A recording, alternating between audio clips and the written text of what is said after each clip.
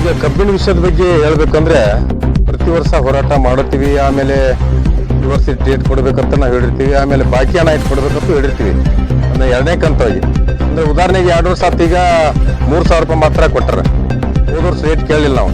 ಯಾಕಂದ್ರೆ ಬಾಕಿ ಹಣ 2018-19 ಸಾಲಿಂದು 175, 225 ಅಥವಾ 111 ಕೊಡ್ಬೇಕಂತ ಕಾರ್ಖಾನೆ ಕೊಟ್ಟು 18-19 ಸಾಲಿಂದು ನಿರಾಣಿ ಸುಗರ್ಸ್ ಮಾತ್ರ ಬಾಕಿ ಉಳಿದಿತ್ತು.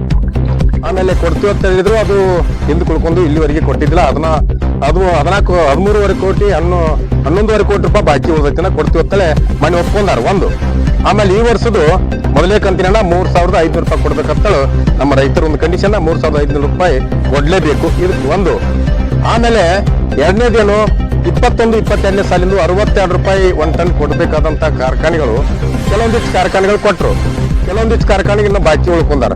ಉದಾಹರಣೆಗೆ ಚಾಮನೂರದವರು 1.5 ಕೋಟಿ ರೂಪಾಯಿ ಬಾಕಿ ಐತಿ, ನಿನ್ನೆ ಬಂದಿರು ಇನ್ನು 2 ಕೊಟ್ಟು ಮುಗಿಸ್ತಿದ್ದಾರೆ.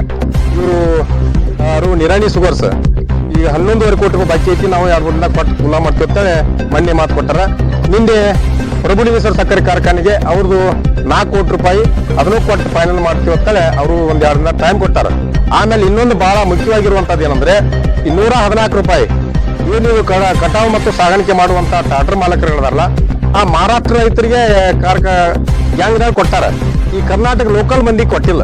ಇದು ಕನಿಷ್ಠ ನಿನ್ನೆ ಕೇಳಿದಾಗ ಒಂದು ಕಾರ್ಖಾನೆಯಿಂದ 20 ಕೋಟಿ ರೂಪಾಯಿ ಅವ್ರು ಕೊಡ್ಬೇಕಂತ ಬಾಕಿ ಐತಿ.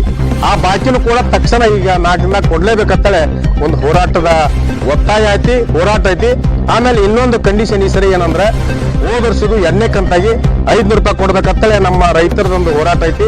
ಅದು ಹೋದ ವರ್ಷದ 2ನೇ ಕಂತಿನ 500 ರೂಪಾಯಿ ಕೊಡಬೇಕು, ಈ ವರ್ಷದ 3,500 ರೂಪಾಯಿ ಕೊಡಬೇಕು. ಇದು ನಮ್ಮ ಒತ್ತಾಯ ಐತಿ. ಇದು ಬಗೆಹರಿಸ್ತಕ್ಕ ನಾವು ಹೋರಾಟ ಹಿಂದೆ ತಗೊಳಂಗಿಲ್ಲ.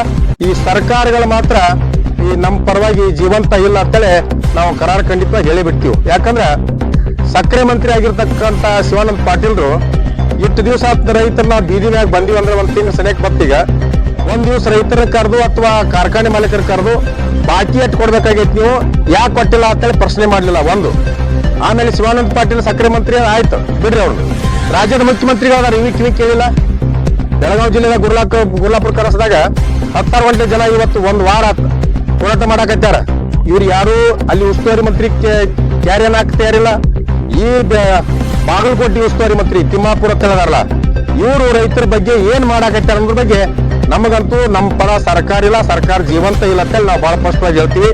ಆ ಕಾರಣಕ್ಕೆ ನಮ್ಮ ರೇಟ್ ಘೋಷಣೆ ಆಗುವವರೆಗೆ, ಹಿಂದಿನ ಬಾಕಿಯನ್ನು ಚುಕ್ತ ಆಗುವವರೆಗೆ ಕಾರ್ಖಾನೆ ಚಾಲೂ ಮಾಡಕ್ ಕೊಡುದಿಲ್ಲ.